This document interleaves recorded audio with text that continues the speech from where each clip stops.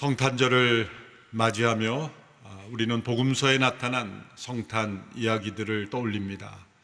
구유에 누우신 아기 예수님, 그 예수님을 경배하는 목자들의 모습, 또 저 멀리 동방에서 경배하러 찾아온 목자들의 모습들의 이야기입니다. 이 모든 성탄 이야기가 가능하게 된 그 성탄의 본질은 바로 성육신입니다. 성탄의 본질은 성육신입니다. 성육신의 진리를 깊이 묵상하지 않고 성탄의 축복을 우리는 누릴 수가 없습니다. 요한복음 1장에서 두 주 전 우리는 이 성육신을 말씀이 육신이 된 사건으로 표현하고 있는 것을 함께 깨달았습니다. 천지 만물을 창조하신 말씀이신 그분이 육신이 되심으로 하나님께서 창조하신 이 세상이 망가져 있고 죄와 사망의 권세 아래 있는 이 세상을 새롭게 창조하시는 역사를 바로 이루시기 위해서입니다.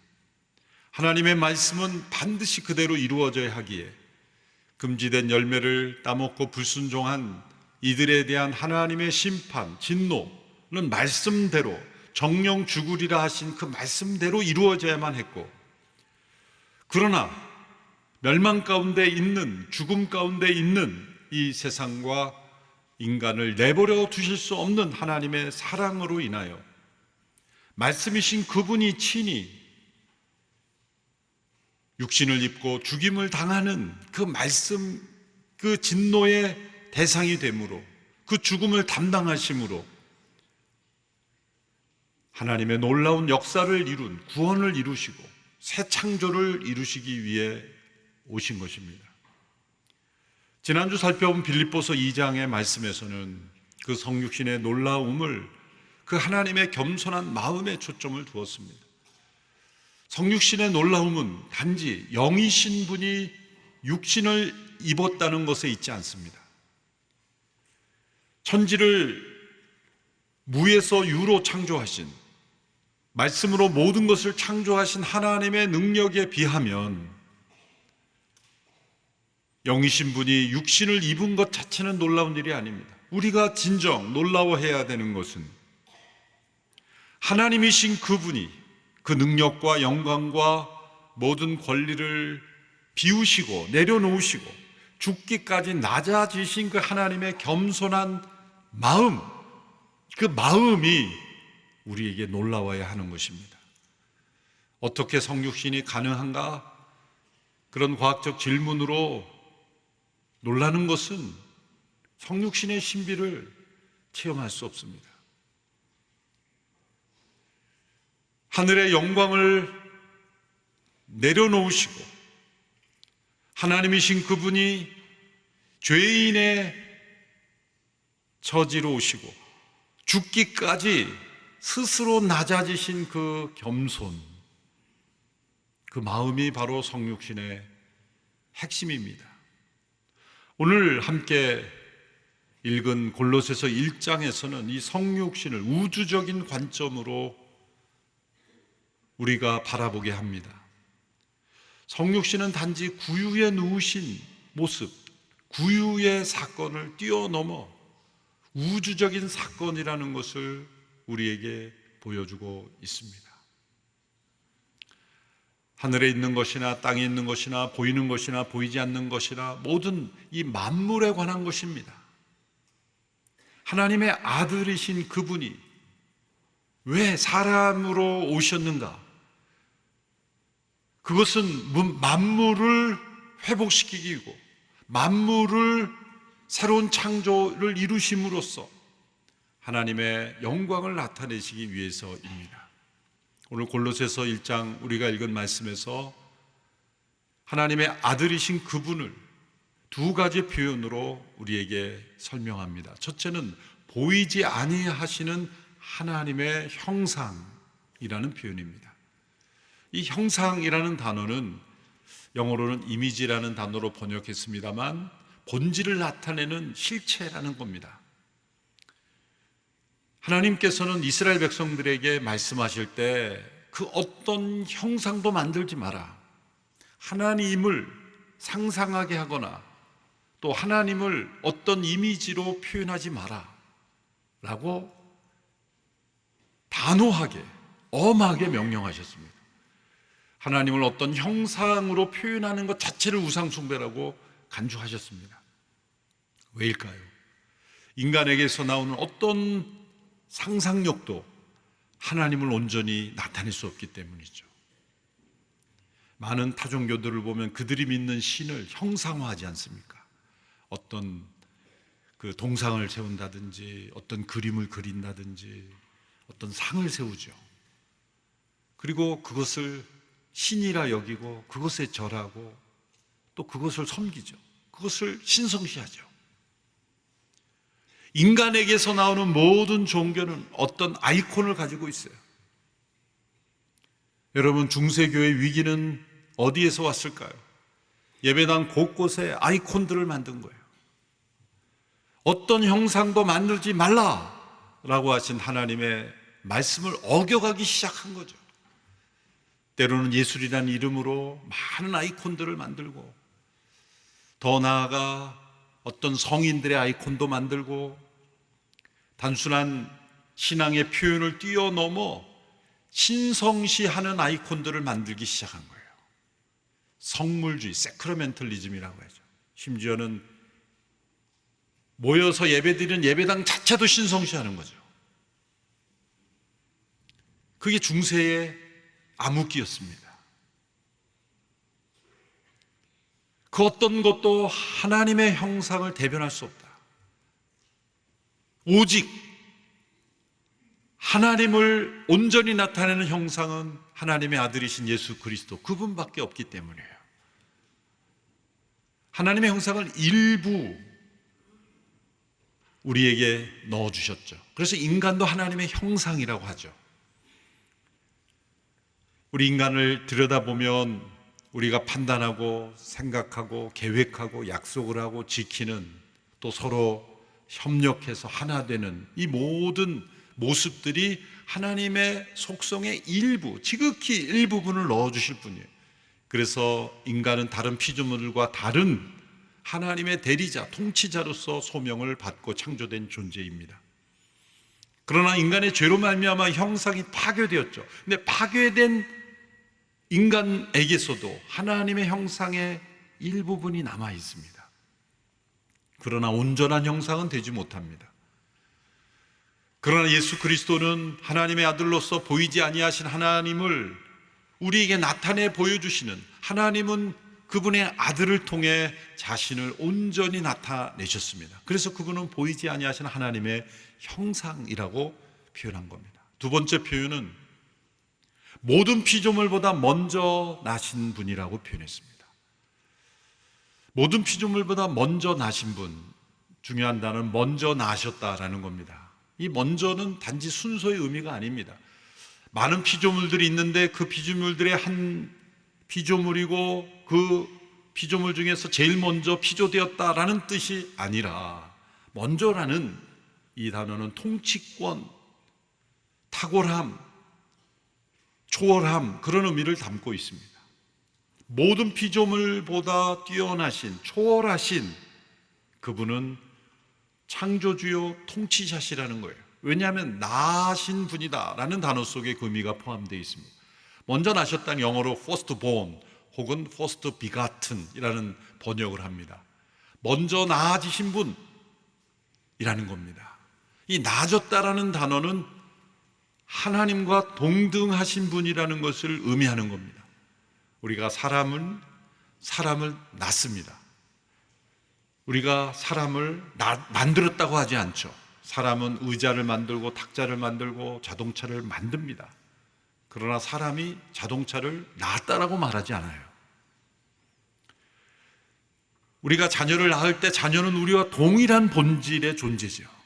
동등한 존재입니다. 하나님께서 모든 피조물은 다 만드셨습니다. 그런데 하나님의 아들은 낳으셨어요. 이것이 다른 점이죠. 우리도 하나님께서 만드신 존재예요. 그런데 만드신 존재에 하나님의 형상의 일부분을 넣어주셔서 인간은 이 하나님과 만물을 연결하는 독특한 위치를 가지고 있는 겁니다. 그렇지만 인간도 만들어진 피조물입니다. 그러나 예수님은 피조된 존재가 아니라 하나님께서 낳으신 존재요, 그렇게 하나님과 동등하신 분이라는 겁니다. 그래서 그분은 창조주요 통치자이십니다. 피조물의 일부가 아니라는 겁니다. 이 두 단어를 통해 골로새 성도들에게 예수 그리스도 하나님의 아들을 소개하는 이유가 무엇일까요? 그것은 이 편지를 받았던 골로새 지역에 유행하던 사상과 철학의 영향력 때문입니다. 그 당시에 가장 보편적으로 알려져 있던, 영향을 미쳤던 철학은 아마 플라톤 철학일 거예요. 이원론적인 철학일 겁니다. 인간의 육체를 악하게 보고 정신을 선하게 보는 그러한 이원론에 근거해서 당시 교회를 위협했던 영지주의라는 철학이 있습니다. 이 영지주의는 성육신을 부정합니다. 왜냐하면 악한 육으로, 영이신 분이 육을 입으셨다는 것을 용납할 수가 없는 겁니다. 하나님의 아들이 인간의 육신을 입었다고 하면 그 하나님의 아들은 신성한 분이 아니고 타락한 존재가 되어버린다고 생각하기 때문이죠. 있을 수 없는 일입니다. 그래서 하나님의 아들은 영적인 존재여야 하고 천사 비슷한 존재여야 되고, 그러나 천사보다는 조금 탁월한 존재여야 되고, 그러나 하나님과 동등할 수는 없고 하나님보다 조금 열등한 분이어야 된다. 이렇게 예수님의 위치를 천사와 하나님 사이 어딘가에 피조된 존재 중에 하나로 여겼던 겁니다. 그러한 영향력이 골로새 지역에 있는 교회에 퍼져나가고 있었기에 바로 이 말씀을 통해 예수님은 피조된 분이 아니다. 예수님은 창조주 하나님과 동일하신 그분의 아들이시다. 그리고 그분만이 보이지 아니하시는 하나님을 온전히 우리에게 나타내 보여주시는 분이라는 것을 설명하고 있는 것입니다. 그러면서 그분은 만물을 창조하신 분이다. 그래서 보이는 것들과 보이지 아니하는 모든 것들이 그분 안에서 창조되었고, 그분을 통하여, 그분으로 말미암아 창조됐고, 그분을 위하여 창조되었다. 여러분, 이 만물이 존재하는 이유를 분명히 밝히고 있습니다. 만물의 근원은 바로 창조주 하나님이시요, 그리고 창조주 하나님이 만물을 창조하신 목적은 그 아들을 위하여 창조하셨다는 겁니다. 오늘 본문 15절에서 17절에서 하나님의 아들 성육신하신 예수님이 어떤 분이신지를 15절에서 17절에서 이렇게 소개합니다. 우리 같이 읽어보겠습니다. 시작. 하나님의 아들은 보이지 않는 하나님의 형상이요 모든 피조물보다 먼저 나신 분이십니다. 이는 하늘과 땅에 있는 모든 것들, 곧 보이는 것들과 보이지 않는 것들, 보좌들과 주권들과 권력들과 권세들이 하나님의 아들 안에서 창조됐기 때문입니다. 만물이 아들로 인해 창조됐고 아들을 위해 창조됐습니다. 하나님의 아들은 만물보다 먼저 계시고 만물은 그분 안에 함께 서 있습니다. 이렇게 만물이 그분 안에서, 그분을 통하여, 그분을 위해 창조되었다고 설명하면서 네 가지 단어를 반복합니다. 보좌들, 주권들, 권세들, 권력들, 비슷한 의미를 가진 단어들을 나열하고 있습니다. 왜일까요? 하나님께서 만물을 창조하실 때 보이는 물질로서만 창조하신 것이 아니라 그 안에 어떤 시스템을 함께 창조하셨다는 겁니다. 그래서 17절 마지막에 만물이 그분 안에 함께 서 있다라고 할 때 이 서다라는 단어가 해서 영어의 시스템이라는 단어가 같이 나왔어요. 오온이 같습니다. 이 우주를 움직이는 시스템이 있고 인간의 몸을 움직이는 시스템이 있듯이 만물에는 시스템이 있습니다. 동물 안에 움직여지는 질서가 있습니다. 우리가 자연 질서라고 부르는 질서만 있는 게 아닙니다. 보이지 않는 권세, 오토리티가 있다는 거예요. 세상의 모든 것에 질서, 오토리티가 있어서 하나님께서 그 오토리티로 세상을 통치하도록 하신 것이고, 가장 탁월한 오토리티를 부여한 존재가 인간인 겁니다. 하나님의 형상대로 창조하심으로 만물을 통치할 수 있는 통치권을 인간에게 준 겁니다. 왜 사단이 인간을 유혹하여 쓰러뜨렸습니까? 오직 인간만이 하나님을 대적하는 일에 사용되며 만물을 엉망으로 만들 수 있는 통로가 될 수 있는 존재이기 때문이에요.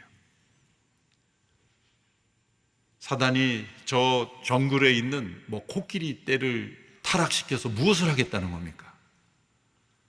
어떤 동물의 한 그룹을 타락시켜서 어떤 영향력을 미치겠다는 겁니다. 인간이 타락함으로써 하나님의 대리 통치자인 이 권세가 있기 때문에, 권세 있는 존재이기 때문에 사단이 인간을 쓰러뜨림으로 하나님의 권세를 도전하도록 만든 거죠. 하나님께서 만물을 창조하실 때에도 보이는 물질의 움직임으로 창조하신 것을 뛰어넘어 그 안에 권세, 권력, 주권, 보좌라고 불리우는 그런 영적 질서, 정신적 질서, 그리고 또한 물질적 질서를 창조하신 거예요. 과학자들은 주로 물질적 질서에 대한 연구를 많이 하시죠. 그 중에 지극히 일부분만 발견했을 뿐이에요. 그러나 영적 질서가 있습니다. 보이지 아니하는 영의 질서가 있습니다. 이 천사의 영역에도 질서가 있습니다. 천사장이 있고 천사들이 있습니다. 하나님께서 만물을 창조하실 때 이런 보이지 않는 권세와 권력들을 함께 창조하신 목적은 세상을 통치함으로써 하나님의 아들을 위하여 창조하신 그 만물을 통해 하나님이 영광 받기를 원하셨다는 겁니다. 근데 인간이 타락함으로써 하나님의 권세를 도전하게 됐죠. 인간이 그 권세를 누리고 또 쓰임받는 유일한 길은 하나님의 권세를 인정하는 겁니다. 그 하나님의 권세의 가장 중요한 기준은 딱 한 가지 명령이었습니다. 먹지 말라라고 하는 단 한 가지 명령이었어요. 단 한 가지 명령만 필요했던 거예요. 그만큼 인간을 존중히 여기고 사랑하셨던 거죠. 먹지 말아야 될 100가지를 주신 게 아니에요. 먹지 말아야 될 100가지를 나열해 놓으시고 그 중에 하나 먹었다고 우리를 야단치시는 분이 아니에요. 무한대의 자유를 주시고 단 한 가지 금지된 명령, 그것만 주신 거예요. 왜 한 가지만 금지하셨을까? 저는 곰곰이 언젠가 생각해 봤어요. 생각해 봤더니 2개 이상 줬으면 헷갈렸다고 주장할까 봐. 온갖 변명을 가지고 이게 그건지 몰랐습니다 변명할까 봐. 중앙에 잘 보이는데 부인할 수 없, 이 구석에 있어서 제가 잘 못 봤습니다, 그렇게 하지 못할까 봐. 어디서든 볼 수 있는 단 한 가지 그 나무의 실과를 먹지 말라, 그 명령만 지키면 이 권세는 유지되는 것이었어요. 그런데 하나님처럼 되고 싶어서 그 명령을 어긴 거죠. 그로 인해서 우리는 권세를 잃어버린 겁니다. 인간이 가진 권세를 잃어버린 증거가 어디서 나타납니까? 사람들이 바다를 보고 두려워합니다. 큰 바위를 보고 두려워해서, 아니 무너지지도 않는 큰 바위를 보고 왜 두려워합니까? 그래서 바위를 보고 절합니다. 그 바위가 나를 지켜주는 거라고 생각하고 큰 나무에 절을 합니다. 동물들을 두려워합니다. 그 두려움이 어디서 온 것일까요? 권세를 상실한 거예요. 그리고 그 권세를 권력 욕구로 사람들을 지배하는 것으로 채우려고 합니다. 사람들이 모이면 자기가 대장이 돼서 휘두르고 싶은 충동이 일어나는 거예요. 타락한 권세욕이죠. 마땅히 누려야 될 권세는 잃어버리고 타락한 권세를 누리려는 이 모습. 그래서 에베소서 6장 12절에 보면 그러한 권세를 이렇게 설명합니다. 우리의 씨름은 혈과 육에 대한 것이 아니요 정사와 권세와 이 어둠의 세상 주관자들과 하늘에 있는 악의 영들에 대함이라. 이 에베소서에서 말씀하시는 정사와 권세는 타락한 세상의 정사와 권세예요. 하나님께 주신 이 권세와 권력을 누리지 못하는, 선한 권세를 누리지 못하게 되었을 때 사람은 악한 권력을 탐하게 되어 있는 거예요. 그래서 사람들의 마음속에 끊임없는, 사람들이 몇 사람만 모이면 그 안에 권력 다툼이 일어나는 거예요. 제자들이 예수님 따라다니면서 누가 큰 자냐 이렇게 다퉜잖아요. 제자들만의 이야기가 아닙니다. 사람들이 몇 사람이 모이면 사람들은 늘 저울질합니다. 누가 큰 자냐, 누가 파워를 가진 자냐, 그렇게 생각합니다. 타락한 권세욕이 끊임없이 일어나는 거죠. 그리고 또 한편으로는 그러한 권력욕이 채워지지 않으면 절망하고 실망하고 낙심하고 그렇습니다. 여러분, 왜 인간이 그렇게 심하게 낙심할까요? 왜 그렇게 우리의 인생이 비관적일까요? 자신의 신세를 왜 한탄할까요? 세상에 어떤 동물이 자신의 형편을 한탄하는 동물이 있습니까? 저 사막의 낙타가 내가 어쩌다가 낙타로 태어나서 이렇게 뜨거운 사막에서 나는 여기서 살아야 되나? 눈물을 흘리며 한탄합니까? 우울증 걸리는 낙타 보았습니까? 돼지우리에서 내가 돼지로 태어나서 이렇게 돼지처럼 살아야 되나? 그렇게 심각한 돼지 봤습니까? 왜 인간만이 그렇게 비참함을 느껴요? 그것은 인간이 영광스러운 존재라는 증거예요. 역설적인 증거죠. 인간이 높은 존재라는 거예요. 놀라운 권세를 가진 존재이기 때문에 그 권세에서 추락해서 우리는 아프고 힘든 겁니다. 영광스러운, 우리가 비참을 느끼는 만큼 우리는 영광스러운 존재라는 거예요. 우리가 권력을 탐하는 만큼 우리는 권세 있는 존재라는 거예요. 잘못된 방향으로 그것을 찾는 게 문제죠. 왜 성육신이 있어야 합니까? 그것은 바로 그분 안에서 세워진 이 권세들이 망가졌기 때문이에요. 그분의 통치를 거부했기 때문입니다. 그래서 그 통치권을 회복하시기 위해서 그분 안에 창조된 모든 권세를 가지신 그분이 이 세상에 오신 겁니다. 그런 의미에서 성육신은 통치의 사건입니다. 성탄은 하나님의 주권 선포의 날이죠. 세상의 통치권을 다시 회복시키시기 원하셔서 오신 것입니다. 그래서 16절에서 보좌들, 주권들, 권력들, 권세들 이렇게 참 번역하기도 힘든 단어들을 열거하신 거예요. 만물을 창조하신 그분 안에서 그분을 위해서 창조된 이 권세를 인간이 반역함으로 인해서 사단의 권세 아래 종로로 타고 있기 때문입니다. 어떻게 그 권세를 다시 찾아옵니까? 우리 힘으로는 불가능합니다. 그리고 그것으로부터 자유케 되려면 우리는 대가를 치러야 됩니다.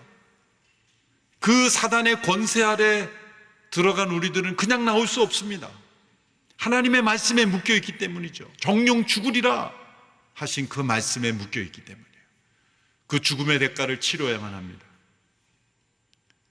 하나님은 그 대가를 그분의 아들을 통해 치르기로 결정하신 거예요. 그래서 성육신 하신 겁니다. 그래서 성육신의 끝은 십자가인 것입니다. 만물을 회복시키는 길은 단지 태어나시는, 성육신 하셔서 태어나시는 것에 그칠 수 없고 죽음을 통과해야만 하는 것입니다.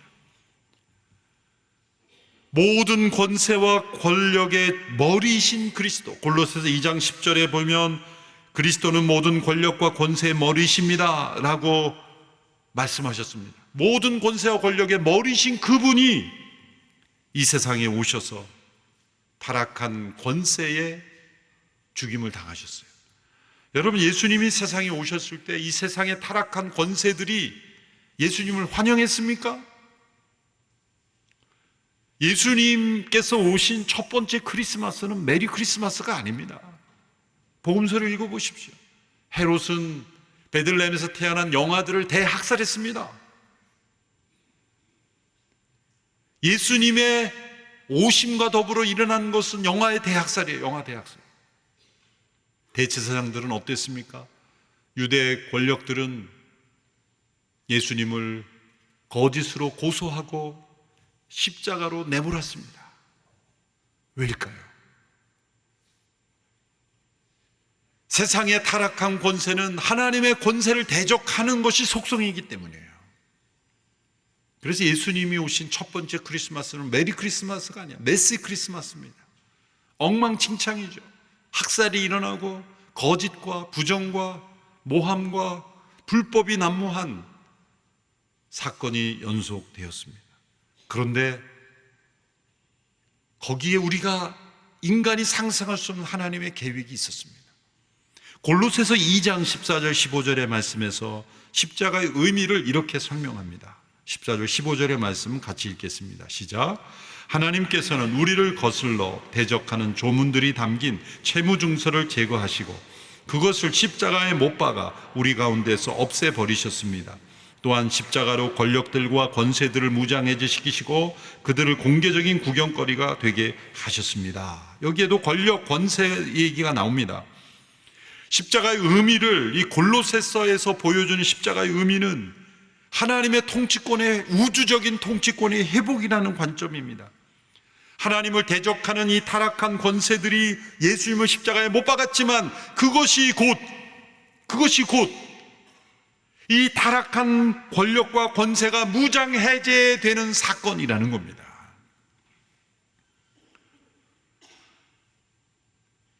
그리고 그 십자가는 우리가 그 타락한 권세에 얽매여 살던 채무증서, 죄의 종이 될 수밖에 없었던 채무증서를 없애버리시고 제거해버리시는 사건이라는 겁니다. 예수님께서 십자가에서 못 박혀 죽으실 때 7마디의 말씀을 남기셨죠. 그중 한 말씀이 다 이루었다라는 말씀이에요. 헬라어로 테텔레스타이라는 단어, 그것은 그 당시에 경제 용어로서 빚을 다 갚았다라는 단어도 사용되었습니다.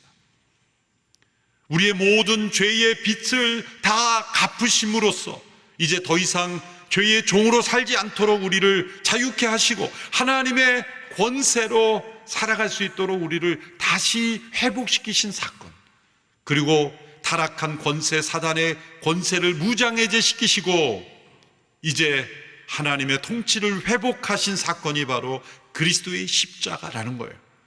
그 십자가를 위해서 성육신 하신 겁니다.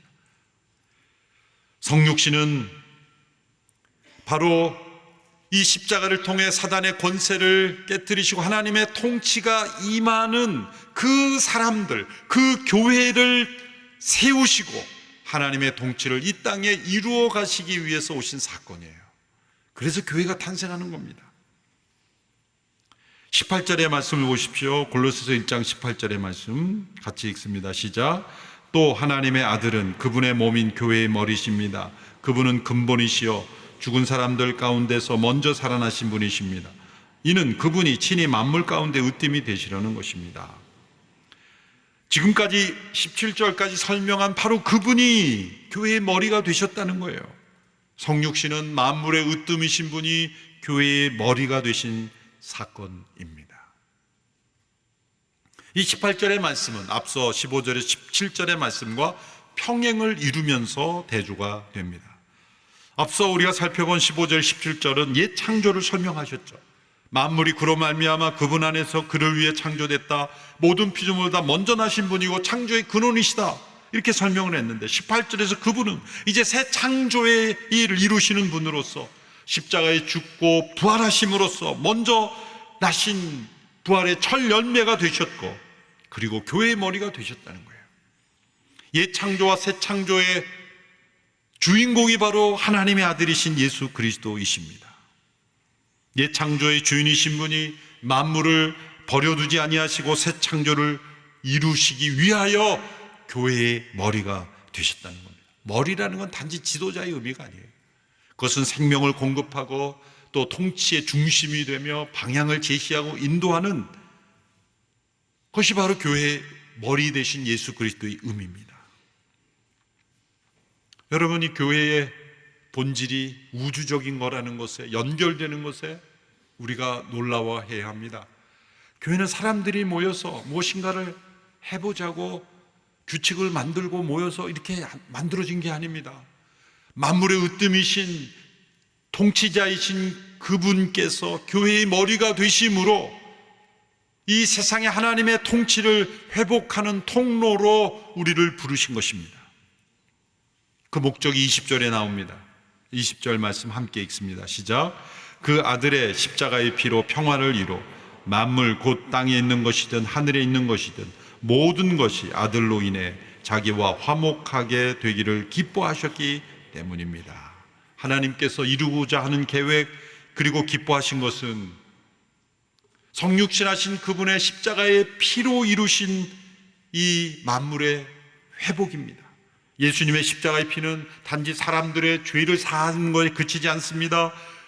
만물, 우주 전체의 분열, 깨어짐, 상처를 치유하고 회복하고 화목시키시는 제물인 것입니다. 여기에 교회의 소명이 있는 것입니다.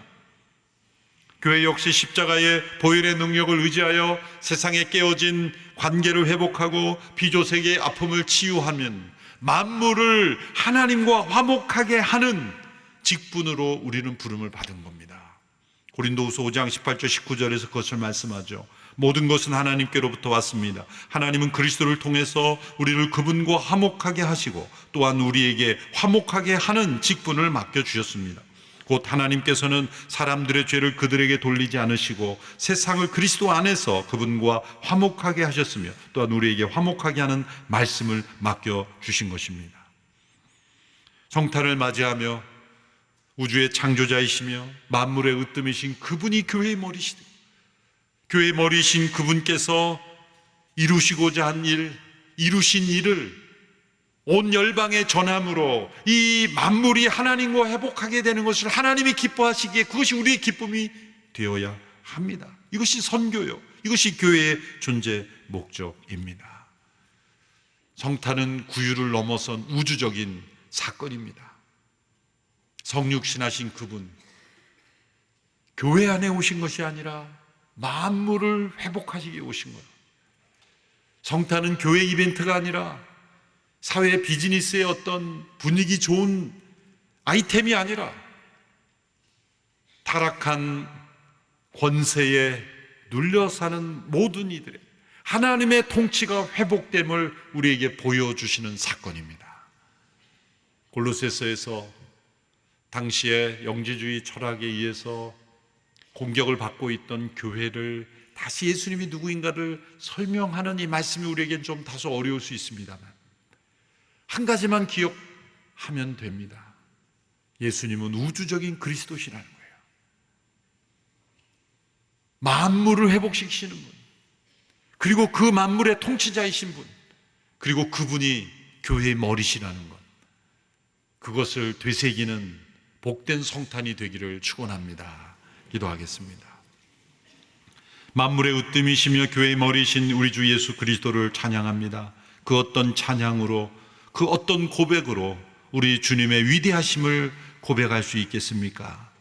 하나님께서 이루신 놀라운 일들을 온 열방에 증거되는 일에 쓰임받는 저희들 되게 하시고 만물이 회복되며 하나님과 화목하게 되는 일에 쓰임받는 교회 되게 하여 주시옵소서.